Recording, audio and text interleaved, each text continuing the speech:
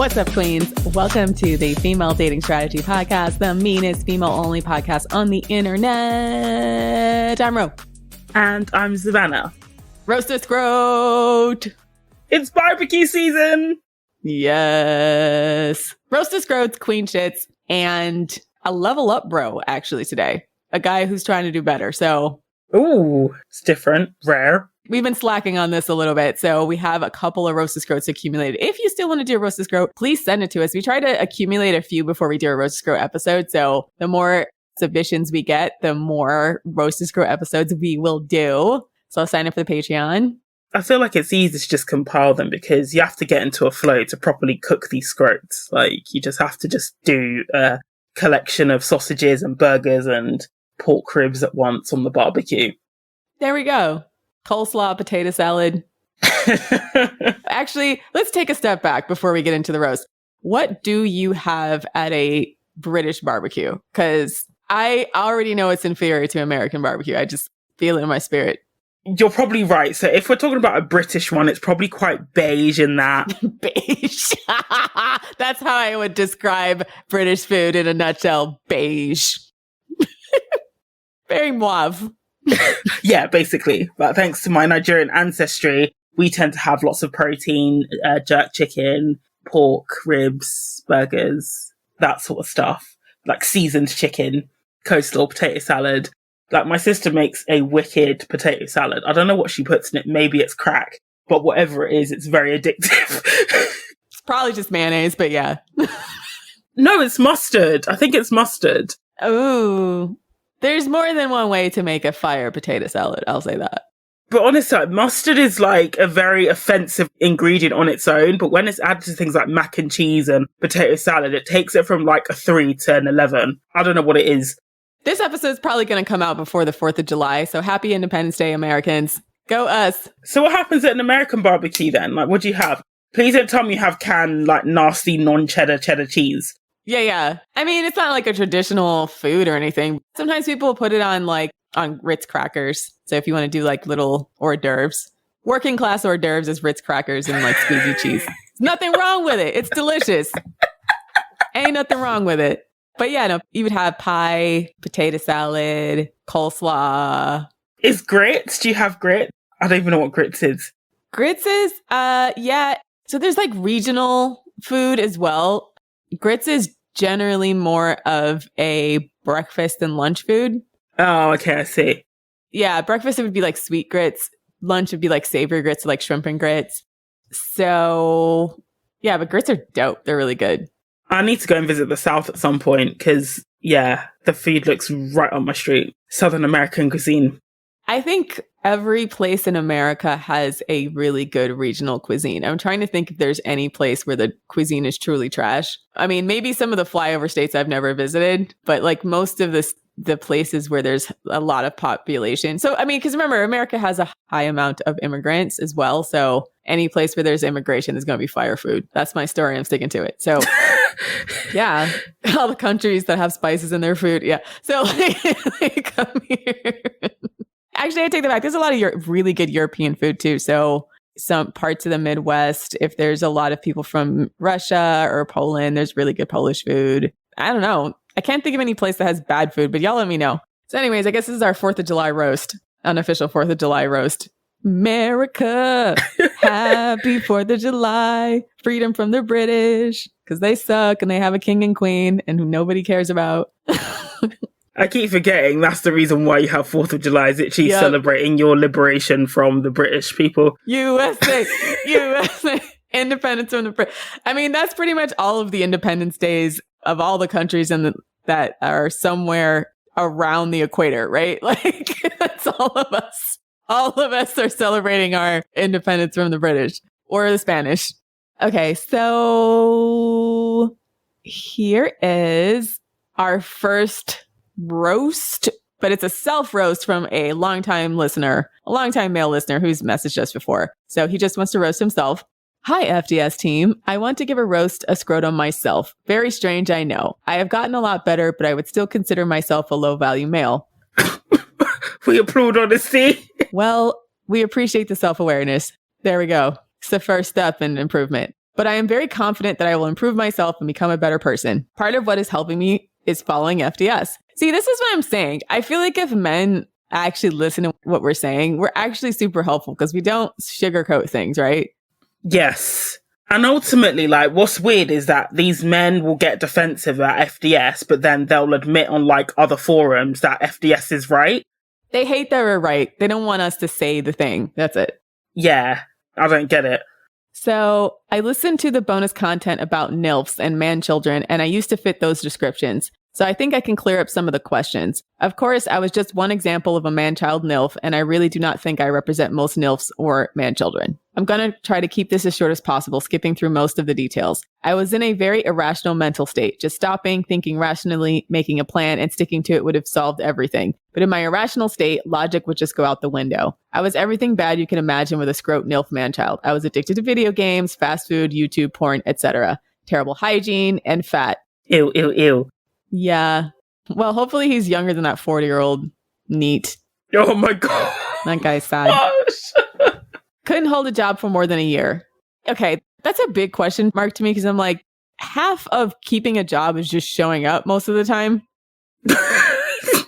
But some people struggle to even do that. Like, if you think about it though, showing up to a job takes discipline and commitment that not everybody has. So even just showing up for some people is a big ask. I know the bar is literally in hell, but yeah.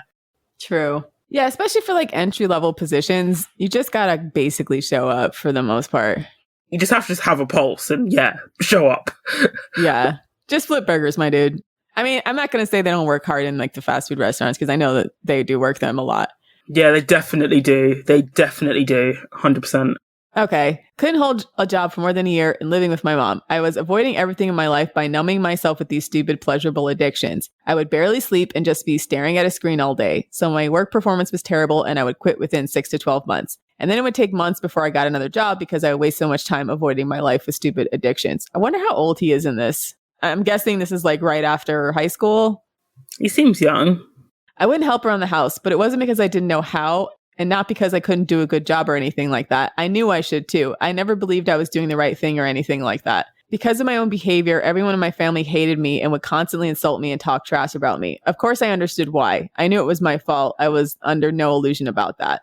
But still, even though it was all my fault, I understood completely that it was all my fault. I was hurt by the hate and the words. And so I decided that what was the point of helping out? Yes, I should help out around the house, but I would still be hated even if I did help out. Yeah, I guess once you get in that useless male like box, everyone's just kind of perpetually like, dude, do something of value so we don't like all hate the air you breathe. Literally. Yeah. Until I fixed my problems and started actually working and earning money, no amount of chores or helping around the house would make a difference. So basically, it was out of spite for my family that I didn't help with anything and just wanted to focus on myself. Okay, so throwing him a slight bone, sometimes families are sucky. And what I mean by that is they're not supportive of your best self, and more or less they want to like suck your energy, and it may not necessarily benefit you. I mean, here's the thing. If you had been working or doing something, you could make the argument like, I can't help because I'm busy grinding. I'm busy trying to set up my future. And then your family being like really, really demanding. If you have like, let's say you were taking like a really rigorous course of study and you had to work and like study all night. You had to work a job and then you were studying all night, and then your family complaining about chores and stuff like that. You might be able to say to them, hey, look, I'm really, really busy. Like, you know, I need some support. I'll try to help out. But like, you weren't doing anything, which just makes everyone kind of hate you, right? Because then it's just like, well, he's not building himself. He's not building towards his future. And he's also not like contributing to the family unit. So in this case, I feel like that's why they're mad. But if it was a situation where you were actually really working hard and betting yourself, and it was still like a toxic kind of dynamic, then sometimes that just happens when, I don't know. I say this as a person who's like, again, grew up working class. Like sometimes they don't see the benefit of focusing on future endeavors that don't pay off right away. But I don't know that that was your problem. But I only put that out there for some of the women listening for whom that might be the case. So, and yes, I understand that despite all the verbal abuse, they were still providing a free living space for me. There are more crazy details, but what ended up happening was that they got fed up with me. I burned all my bridges and was evicted, and I barely avoided being homeless. This is the thing. I just want to just pause here. Like, I'm not sure if people were aware. A couple of weeks ago on Twitter, there was this massive, massive discourse around homeless men. I can't remember how it started. And one of the things that people often, I sort of, in the UK, they're called the do-gooders, we're saying is that like homelessness is never anyone's fault. And whilst I agree there's huge systemic issues that can cause and definitely contribute to homelessness, a lot of the times when I was in the hostel, you would find that, especially the male residents, they'd literally burn all their family and friends' bridges repeatedly. It wasn't just a case of like, their family wasn't talking to them, or, for example, like they couldn't see their kids, because they'd often come and crying and saying, oh, I can't see my kids. And then you'd find out that they were doing heroin in front of their kids. That's why they can't see them. So he's glossing over that, but I do wonder what happened to burn all his bridges. Like, was it drugs? He must have been really, really bad though, because especially men are given a much, much longer rope to fuck up than women. So if it's to the point where your family are literally throwing you out, especially after you've been a waste man, you must have been really, really bad. Like, really bad. Yeah, I feel like you're leaving information out of here, scrote. I mean, he admits it at least. Don't be lying to us. We know. I mean, like, the bar's in hell, but he seems to have a shred of self-awareness. But yeah, if a guy tells you he's burnt all his family bridges, he must have done something really, really, really, really bad. Yeah, I'm like, it's either your entire family is horribly toxic or you're horribly toxic, right? With men, it's usually the men. And in my experience, it's usually the guy that's the problem. And you find out very, very quickly that they're the problem. Yeah. I don't know if there's any valuable information about NILFs or man children from this, but this is what happened with me. Here's my opinion on what should be done if you have a NILF or man child in your life. Okay, let's hear it, Scrote. If this is your boyfriend, leave immediately. All right, good advice. It's not worth your time and energy trying to help this man. FDS is 100% correct about this. We know. But if it's your child or close family member, being verbally abusive is counterproductive. You're completely justified in being verbally and emotionally abusive, but it is counterproductive. So again, what did he mean like verbally and emotionally abusive, right? Like, does it mean like people being you know what I'm saying? Like, I wouldn't support them being like, you're a worthless piece of shit every day. But at the same time, if they're like, hey, could you stop being a lazy ass and actually clean the toilet after yourself? You know what I mean? But haven't you noticed as well, like, again, this is what it goes back to. Like, I do feel like his family must have given him a very, very long rope, because he talks about cutting them off in the context of a relationship, but not in the context if they're a family member, when family members can be absolutely a lot more destructive than a boyfriend, because they're your family and they know that and they exploit that relationship. Yeah. And it's tough because like, just sounds like a failure to launch, meaning like this guy had no plan of how he was going to support himself. And here's once again where I'll kind of sort of a little bit throw guys a bone in the sense of it's much harder than it was for our parents' generation and those before us to just leave high school with a job. Like you have to put in a lot more effort to get like your first job. You need to go to training. You need to like network. You need to you have to invest in yourself to look presentable so that people want to hire you. Like getting your first job, if you've never had a work history or you've had an inconsistent work history like this guy, is going to be hard. So you got to do something.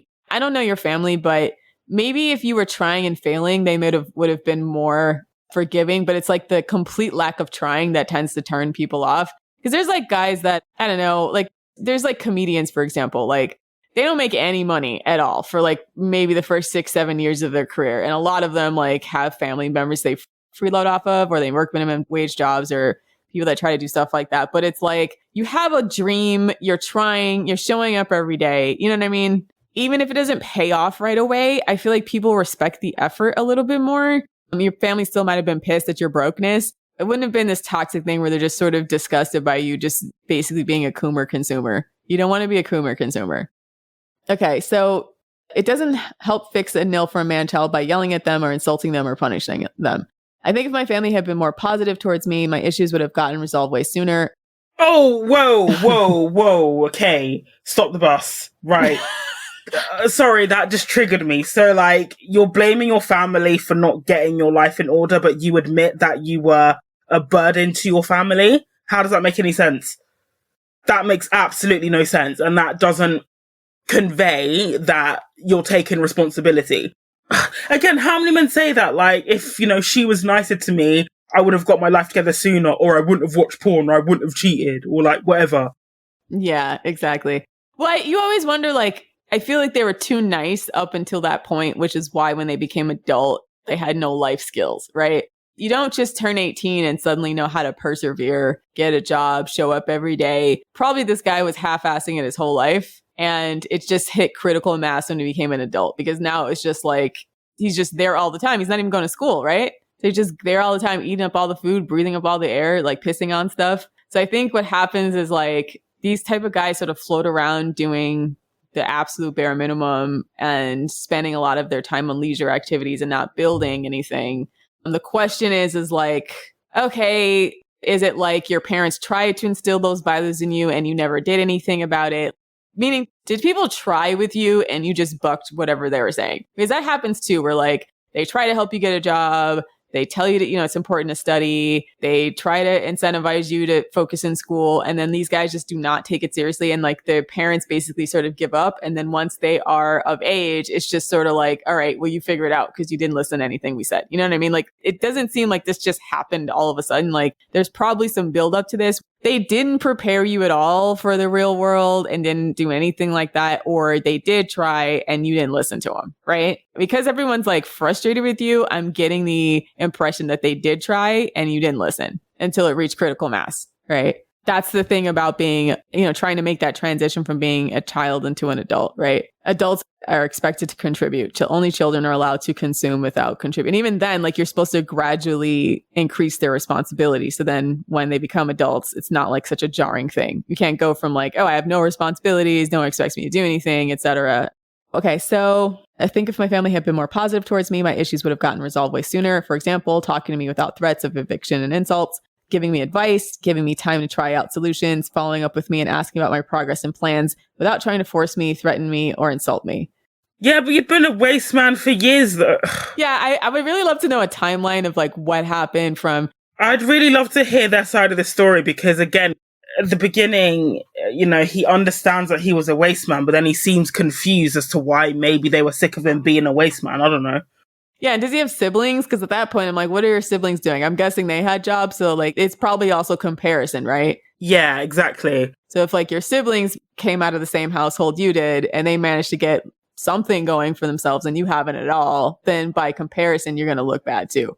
Because your parents are going to look at you like, well, there's no excuse. I raised you all the same. What's the deal? So it's too late to do anything with my family. Those bridges have been burned and are long gone. Again, I'm like, what happened here, man? Like, what's so bad you can't ever talk to your family again? But my goal is to do everything for my future queen. I want to be the ideal guy that the women of FDS would approve of. I plan on financially providing for my queen and doing all the household stuff too. I want my future wife to literally feel like she's the queen of the house and I am a worker bee. All right, cool.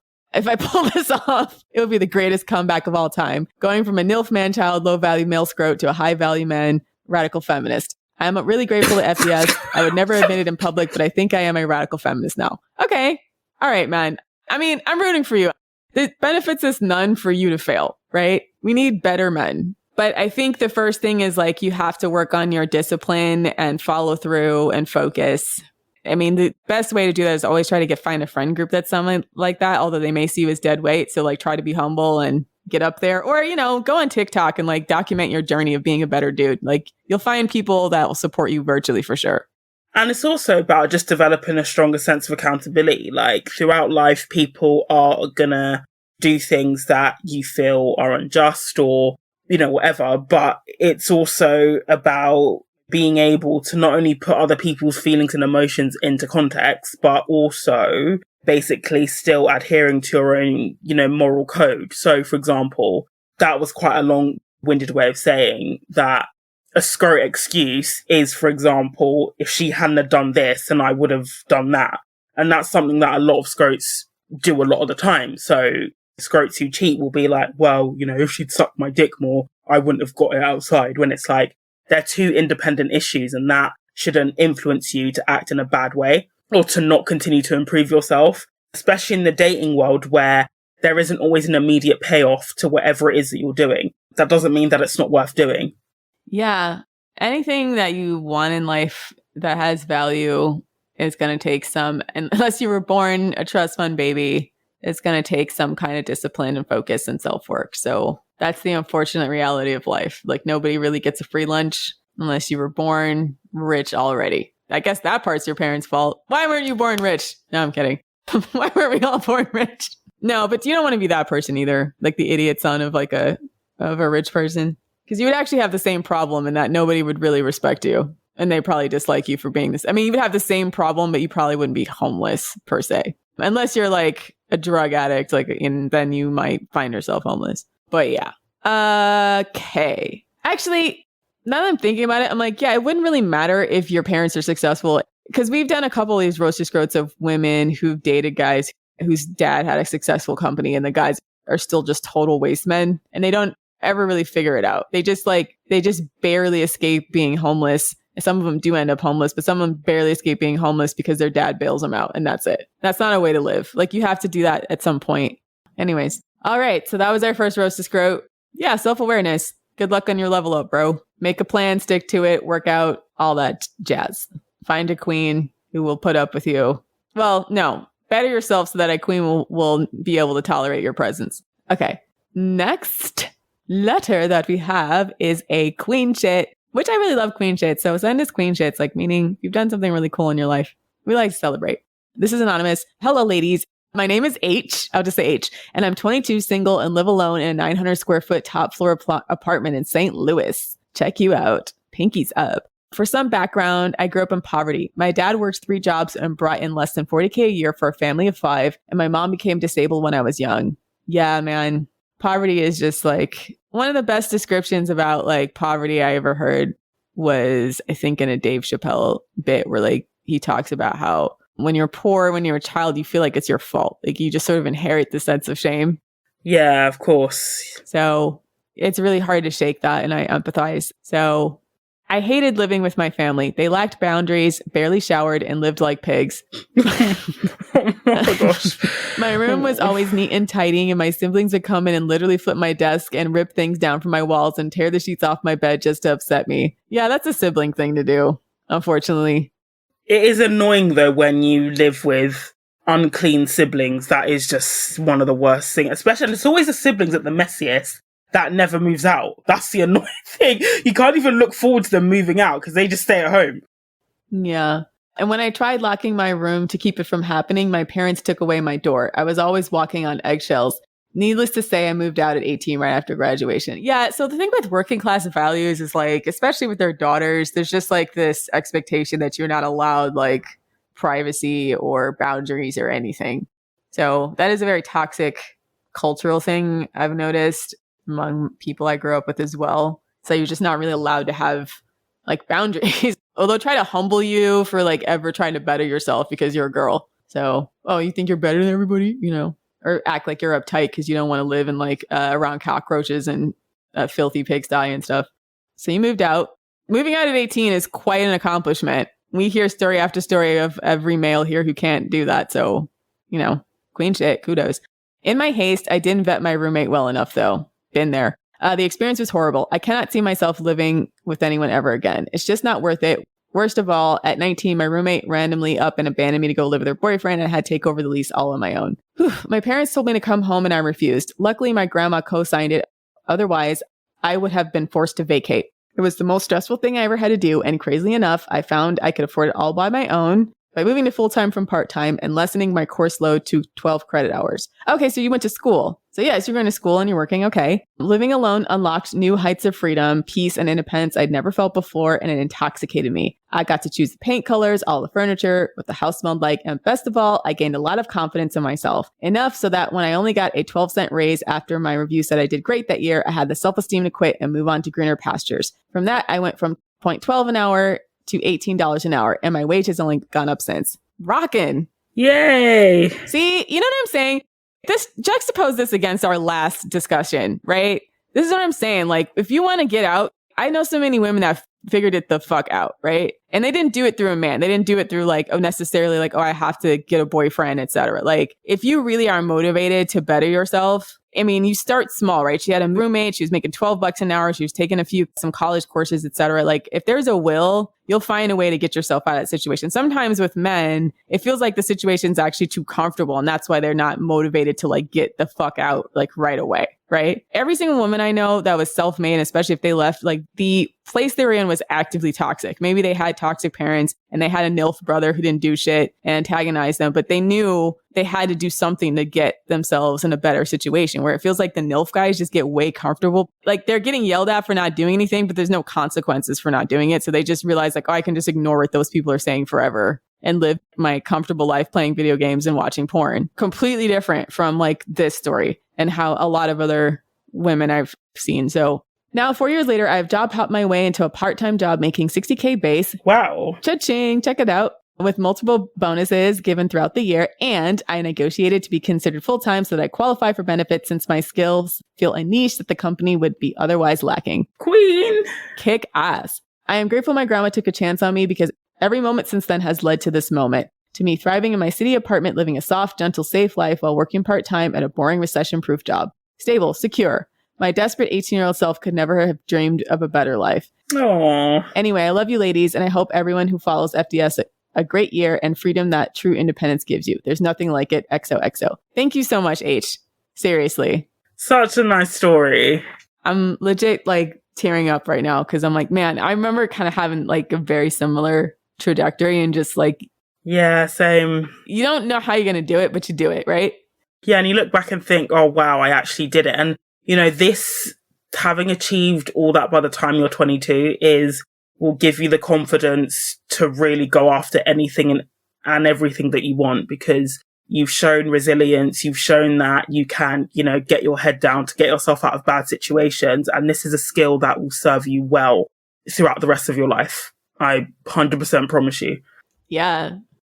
Enjoy your soft life. Seriously. Like this is, I think very inspirational. And I'm just so, yeah, man, I'm trying to think of like, what is like the best way to describe this type of thing? I mean, it's queen shade almost doesn't encapsulate it, right? Because it just like, it's really like bootstrapping in a way that's very difficult. Yeah. It makes me so sad seeing a lot of the discourse, especially on things like TikTok and to some degree Reddit, about, you know, women trying to make it on the end of a man's dick. And I'm just like, that will never ever give you true freedom and liberation. You would actually be much better off actually just investing in yourself, and you'll realize that actually you can do it on your own. And you'll realize that a lot of these, you know, sugar daddies or / Johns who are out to exploit women, you know, they're not impressive anymore, and you'll see them for what they are. Yeah. Cause honestly, I mean, from the stories of women we've now talked to who've gone that route, it just accumulates so much trauma. These guys are not good guys, right? Yeah, and it's just like a fast track to nowhere. They would target women like this for the express purpose of like abuse and exploitation, right? Like a woman who doesn't come from much, has a tumultuous family life, wants to do better for herself, but doesn't know how. It's really hard. And then once you're in that like life, if you haven't built these, like it's eventually you have to build these skills that are poster built, like self-efficacy, building a skill that's marketable. And if you keep thinking you can just rely on men forever, eventually like you have to pay the piper. Like your chickens will come home to roost if you haven't built anything. So round of applause. Tip of my queen hat. Tip of my crown. There we go. My queen hat. Side note. Okay. I think I sent a video to Savannah of the coronation, not knowing what the heck. How did I know you were going to bring up the British royals? How did I know? I was going to literally say, don't talk about the royals. No, I'm joking. Don't talk about the royals. Okay. Oh, the one where you thought they were saying like Camilla's wide back vagina. Was it that one? Yeah. It's not even funny, but no, so they're singing like Regina in like a really thick British accent, and it sounds like vagina to American ears. No, because they stuck subtitles at the bottom. Say, I think we can link the video in the show notes, but it's basically a song basically saying Camilla Regina, basically saying Queen Camilla, because Regina is Latin for queen and Rex is Latin for king. But it does sound, but somebody like stuck some subtitles at the bottom that insinuated they were singing Camilla's wide back vagina. Which is fucked up. Okay. It does sound like that, to be fair, but that's not what they were saying. Like, I feel like Americans were like, wait, what? At least not in the cathedral anyway. It was like the thickest British accent I've heard in a while, because generally when Brits sing, it sounds, the accent disappears. Camilla Regina. Well, yeah. Regina. I'm like, right, Yeah. right, cheerio. I mean, we're not going to bring out the British, sing and sing. They sort of have an American accent. We're not going to bust that out at the coronation. Gosh, meant to be the best of British at the coronation. Yeah. It's just like, it was interesting hearing the hard oi, right? Because usually it's like right Yeah. or right. It's right. Yeah. You can tell, like, they looked for, like, Britishy guys, and it was almost like a Cockney choir. That's what it's described as. A Cockney choir. The hard oi. Oi, oi. An absolute rebellion against the English language. Okay. Another question from a male listener for our Rose to Scrote. So this is from Matt. Hi, Matt here. I am married to a high value woman and work hard to be her high value male. I love listening to the podcast to hear feminist opinions on a range of topics, and I love the caliber of guests you guys have. Gail Dines was a personal favorite. Ours too. Ours too. This person has a U in their favorite word. So once again, oh, Brit, right. My question relates to a previous comment made about men without male friends being a red flag. I personally find it hard to make friends with men as they always end up being scrotes and I refuse to socialize with them. Yeah, I think it can be as hard for men to find high value male friendships as it is for women to find high value men in relationships. Would you please explore that red flag in more detail? Thanks for the free podcast. Had to subscribe to get the bonus pods. Can't get enough for my commute. Keep up the great work. To be fair though, like, men are barely friends with each other. Like, the men's definition of friendship is literally going down to spoons once a week. That's literally it. They don't seem to have as much depth to their friendships as women do.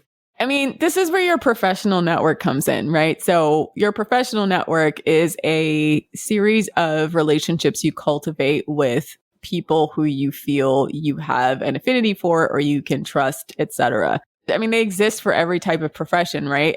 Your profession doesn't necessarily mean that like their person is inherently high value, but I do think like when you're youngish, you may not have it. It may be really hard because it takes a while to build like trust and build friendships and find new people. But I think it just comes down to being plugged into your community or your career and finding people that way. So, I mean, there's two issues. So it's worse to have a bunch of friends who are horrible, right? I feel like it's not as big of a deal to not have as many friends as long as your friends aren't horrible. I think what makes us concerned is when a guy has a lot of like low value male friends, they tend to drag each other down to the lowest common denominator, right? You end up behaving, somewhere around the average of what your friends are like. And if your friends are like cheaters or they're immature or they're drug addicts or they're perverts, especially if you have kids, those are just not the type of men you want around your kids. And a high value man tends to recognize that because he suddenly gets protective of his wife and his progeny, right? So when a guy doesn't ever mature past that point and he has friends that are very immature, it looks like a red flag to women because you're like, oh, this guy is like, he's still trying to impress like these scroty dudes and he's going to sacrifice me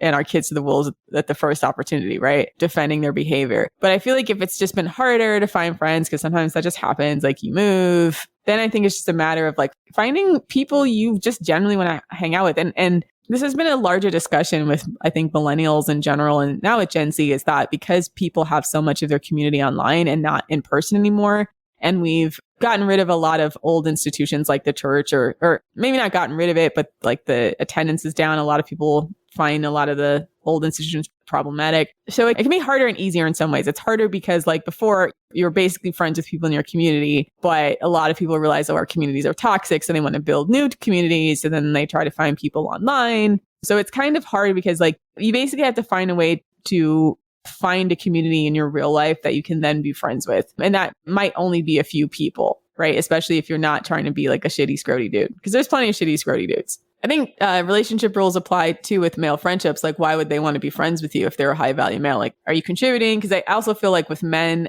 I mean, I can't speak for being a man, but I feel like because the bar is so low that men who actually try and have like a little bit going for themselves tend to attract a lot more women. And then also by extension, like men kind of either want to compete with them or are interested in learning from them, right?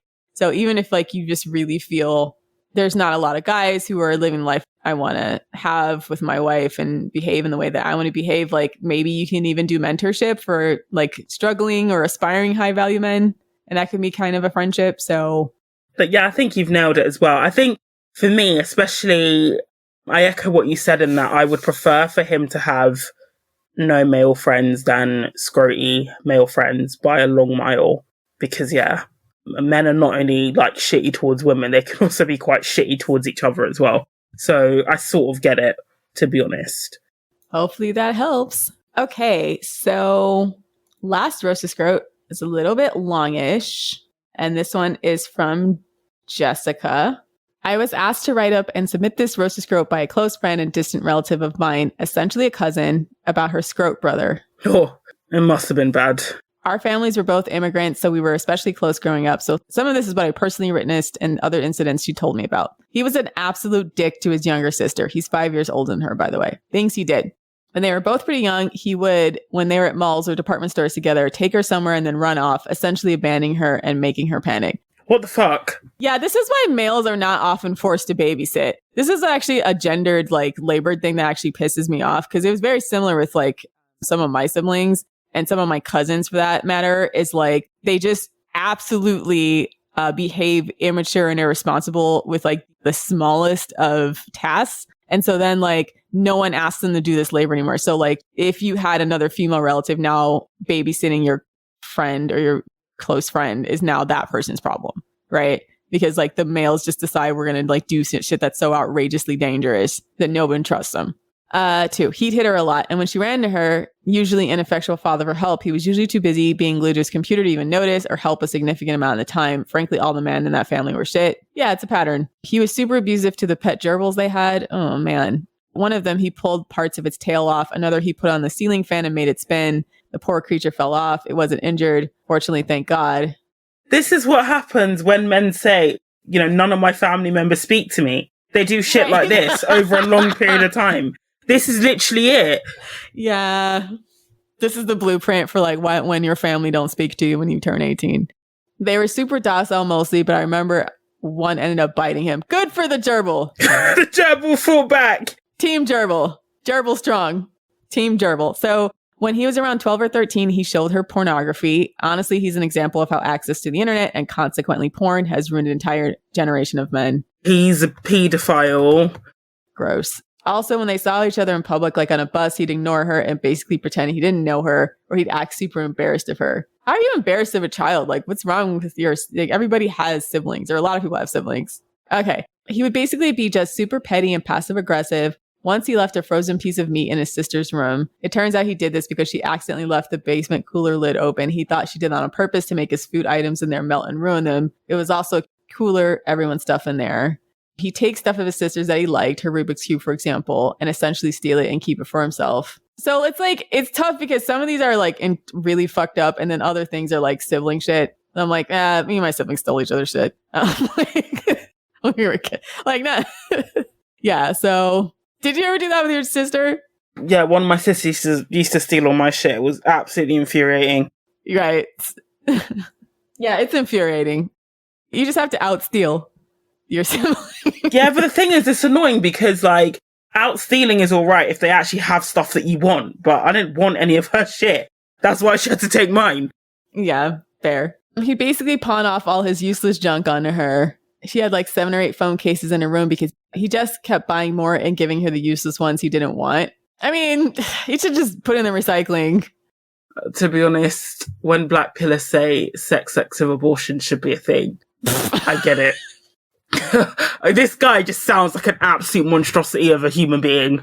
Like, absolute monstrosity. Like, oh.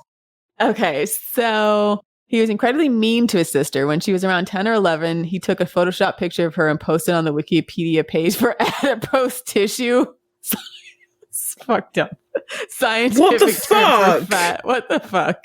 I shouldn't have laughed because that's fucked up. With the caption, "This is a picture of a person who is fat." An update, it was later removed a day afterwards by an automat for being irrelevant. Okay, that's fucked up. Oh my gosh.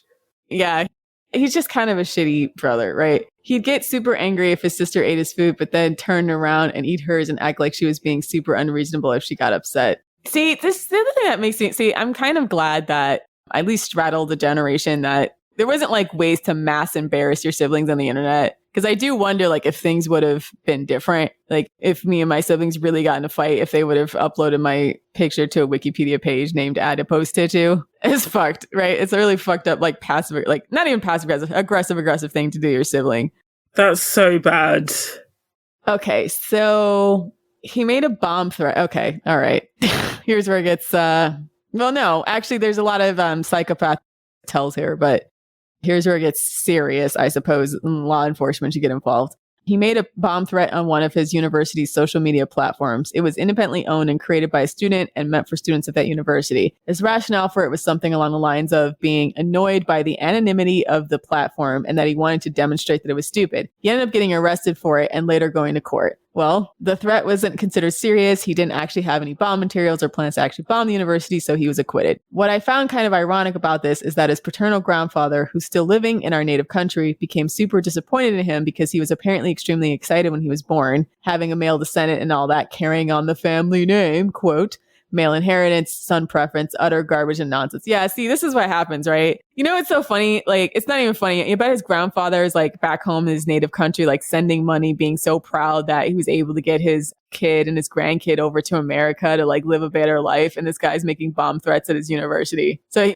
I'm sure his grandfather is like shedding a single tear by like staring off in the abyss about what a failure. But it's also kind of their fault for putting so much faith in their sons and not any accountability. Okay. He bragged to his sister about losing his virginity. He was around 21 when she was around 16, roughly. He also kept a mug with a picture of scantily clad women, likely a souvenir from a brothel, in his room. You know what this sounds like? So it sounds like she has an immigrant family where I wonder if there's a language barrier between the parent and the son. Because like, I can tell you that a lot of the worst guys were sometimes the guys who had parents where not across the board, but like their parents didn't speak English. So the son got away with murder in English. So some of this just sounds like shit that like his parents probably weren't completely aware what he was up to. So he's just basically doing edgelord shit and not being disciplined because he can basically lie to his parents because they don't understand like the local culture and they don't understand the language. So I don't know. Stop me if I'm wrong on this one, Jessica. Some of the like misbehavior here just sounds like that to me. He had to go to the airport to pick up his sister and another relative after they returned from a trip. He didn't really want to do it, so his mother said she'd pay him $300. That's nice of his mom. Or it might have been $500 to go and do it. She didn't actually pay him afterwards, and he got extremely angry at her and basically threw a tantrum. Serves him right. He was really, really germophobic. He washed his hands several times a day to the point where they were often red and chapped. Okay, now he sounds like he has a mental disorder, like not even joking, like OCD, bipolar, or something like that, right? He also used a lot of toilet paper to the point that his parents started rationing the amount of toilet paper that he was allowed to use. I think it was 1 roll per week. What the fuck do men be using toilet paper for? Do they just have like gigantic shits? Yeah, probably. For women, we have to use the toilet paper every time we pee as well as poop. Guys generally just shake, right? When they pee and only use toilet paper when they poop. I know this because like a lot of guys will be down to their last roll of toilet paper like it's no big thing. Whereas like for women, like it's an emergency, right? You're freaking out, yeah. He then stole a large tub of toilet paper from the local gas station washroom to use. He just sounds, he has low impulse control. So he sounds like either some kind of compulsive disorder or he's just a dick who's getting away with murder. Yeah. It's not a disorder. He's just an entitled piece of shit. Like, this is what it is. The hand washing is what makes me think it could be partially a disorder. He definitely has like, he doesn't have the ability to see that his actions will have consequences, which is very typical of men of a certain age until they're like the platelets in their skull fuse together. Till like the bones in their skull start fused together, which happens around 26. But before then, they're just like scroting it up, I suppose. He'd act super repulsed if his sister touched anything of his. Also, his mom sided with him on that, telling her he's very allergic to your messy, dirty hands. She honestly wasn't any dirtier than average kids her age. All this is really like horrible and sad, but I really hope she hasn't internalized any of her brother's behavior. He just sounds like a scrote. 100%. A vile scrote, a pedophilic scrote. Like, every scrote behavior, this guy has it. Once when he was on an international trip, he couldn't find the gate terminal for his next flight. Instead of asking someone at the airport for help, he kept calling his mother to help, who had been recently to that airport. She had taken an earlier flight home. She got super pissed at him and even ended up extremely angrily ranting to his sister about him. Frankly, he had a pretty disturbing relationship with his mother. They'd argue and fight a lot, but when he moved away from university, she apparently missed him a lot, to the point of becoming extremely depressed, possibly really severely empty nest syndrome. Also, he apparently told her with some detail about him losing his virginity. WTF? To be honest, I think his mother may have had some narcissistic traits: image obsessed, golden child, scapegoat, self-centered and self-absorbed, arrogant, self-grandiosity, verbally abusive, violating other boundaries that she passed on to her son. I mean, it's hard from this description to understand the dynamic, but yeah, she sounds like she's a typical pick-me mom coddling her scrote son, right? And then like she tries to set boundaries way too late when she realizes it's a problem for her now. Honestly, I would bet you like $500 that if she decided she'd had enough and never spoke to him again, this guy would play the victim. I don't know why she cut me off. Yeah, fair enough. But I don't think she will. Like, she's clearly gotten used to enabling him. Yeah. And it's the path of least resistance for these like boy moms to just not challenge their son, even if they're moving mad. Yeah, where's her dad in all of this too? Oh no, she said her dad was basically useless, like checked out. He was glued to his computer, probably watching porn. Actually, I don't know what your daddy was doing. I'm not gonna put that out there, but he was on the computer. Maybe it's gambling. We never know. But he's also like a consumer coomer, probably. So coomer fathers, rice coomer sons, circle of scrote life, it continues. And the grandfather is back in their home country, sobbing actual tears because of all the sacrifices he made to get his family there to the States. And they're like, wee! It's come to naught. Porn, freedom, hashtag America, happy 4th. I think when they were younger and before he did all this creepy stuff, his sister used to idolize him and think he was the coolest person ever. In a typical way, younger siblings look up to their older siblings. But when she was in her late teens, she actually ended up blocking him on everything and basically disowning him to the point where she said she didn't have a brother. Yeah, I don't blame her. Good for her. Happens. Completely understandable, in my opinion. As for her brother, he actually moved across the country to go to graduate school. So he got his shit together, kinda. So at least we don't have to deal with him anymore. He actually got in a conflict with his roommates there and ended up having to find a different housing situation. Oh my God. He called the police on them for making noise. They were apparently having a loud game of ping pong. In short, all in all, he's an extremely petty, passive-aggressive piece of shit. I frankly find it hard to believe his sister is actually related to him because she's a pretty sweet and normal person. I believe it because of like gendered expectations in the household, right? Again, it's so typical of immigrant families to have just completely split standards, rules, expectations, boundaries for their sons versus their daughters. And also when their sons violate their boundaries, not come down hard on them nearly as much as their daughters. So it's not atypical for the daughters to come out like hyper responsible, maybe a little naive, a little bit like anxious because their parents always instill fear in them versus their sons that basically just get to do whatever they want. It's just a gendered thing. It sucks.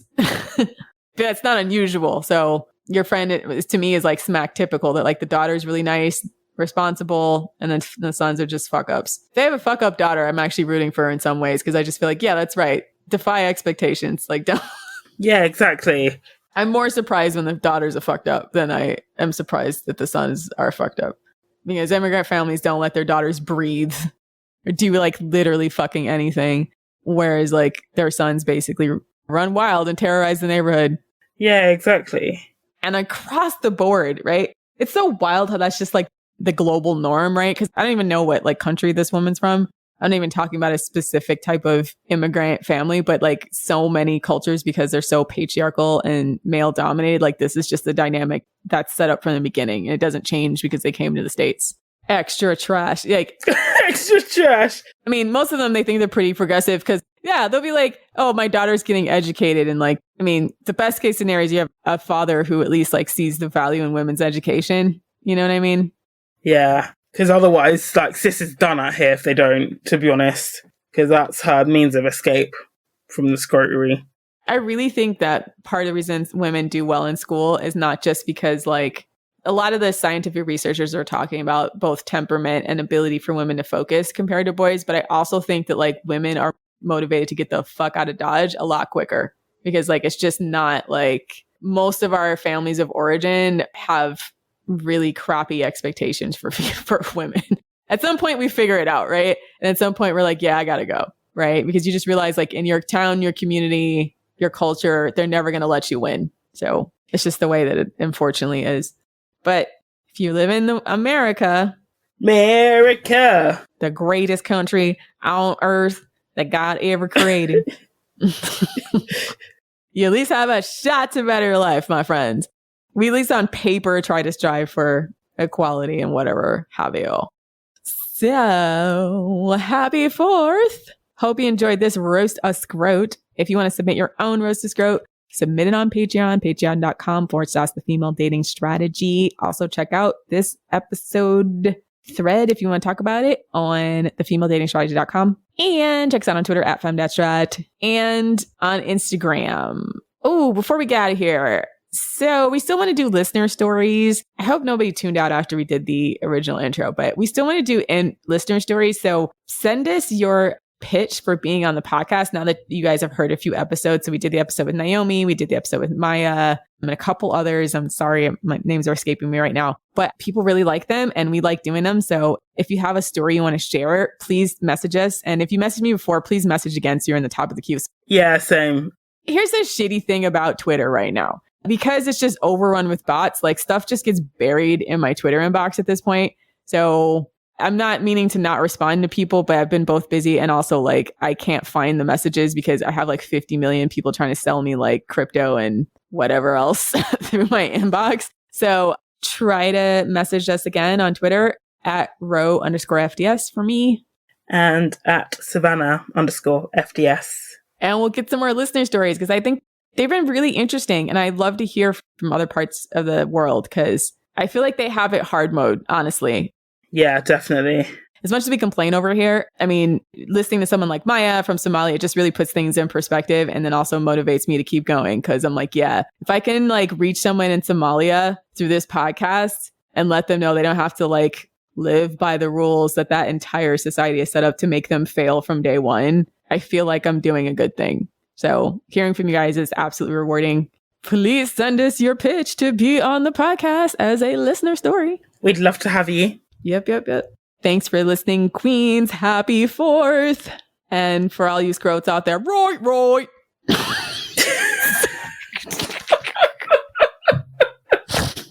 Time out. Time out. See you next week.